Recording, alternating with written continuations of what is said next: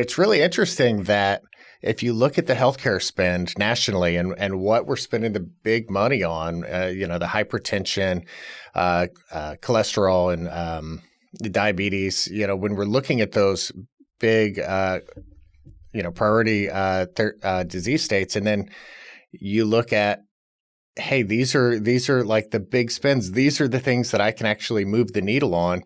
It really makes sense to focus on actually, taking those screenings and looking at that blood pressure, that A1C, that cholesterol, like at the pharmacy level. It seems weird that, when you say it out loud, if that's the big spend, if that chronic care management is really where we need to focus, why aren't more pharmacies adapting to that early on?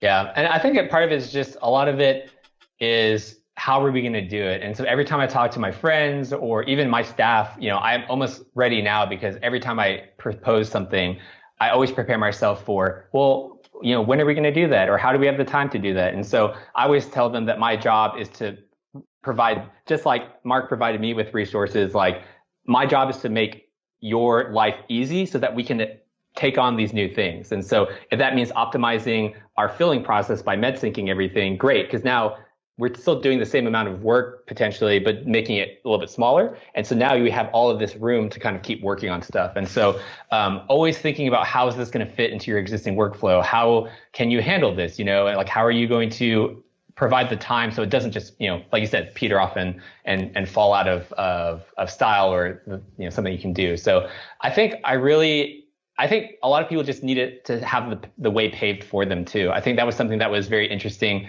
even in the early parts of testing, is that people, like I said, people want an outline. They want it to be perfect. They want to know every little thing so they don't stumble. And I think that's something that I think more people need to kind of wrap their head around of, hey, listen, we know we need to do this. We don't know what it looks like, but let's try to head that way together. So that's why it's so cool with Connect, getting to talk with people that are like-minded, learn from people, have, NCPA, your state organizations working together to figure this out. Because, if one person figures it out and they can share it with everyone else and we can keep advancing, it'd be good. But I do think, I don't know, what are your thoughts on it too, Will? Because it's like, what stops people from doing something new, or something that, we should do that, but we just haven't done it yet. But what have you found as like an installer? Like, why haven't people turned on the print queue? Why don't people do A1Cs and stuff, Yeah. So one is, doing anything differently is hard.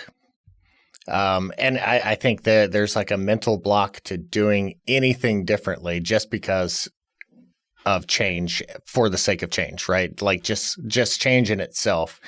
But I think the other barrier is, if I change this, my staff's not going to be happy, right? So staff buy-in. But then, the big part is showing that return on your investment. Like, I really want to do this, but is this going to make financial sense? And I think you're right when you mentioned MedSync. I think that's kind of a big process, a big process changer, because if you're not doing MedSync, if you're at a pharmacy that hasn't made that leap to change the way you're doing things, okay, and then Rannon comes in and says, hey, I think we should be getting blood pressure readings, right?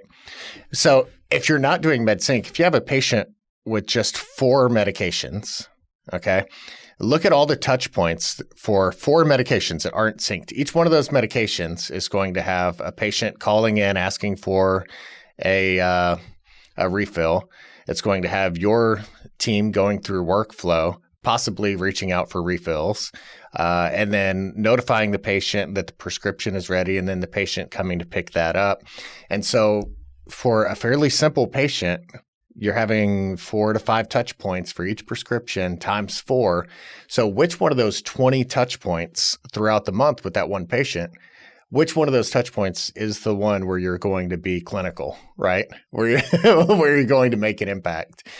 And so I think that probably that appointment-based model is the key to making that actual, impactful interface with the patient. Thanks for listening to this clip from Beyond the Scripts, presented by the Catalyst Pharmacy Podcast.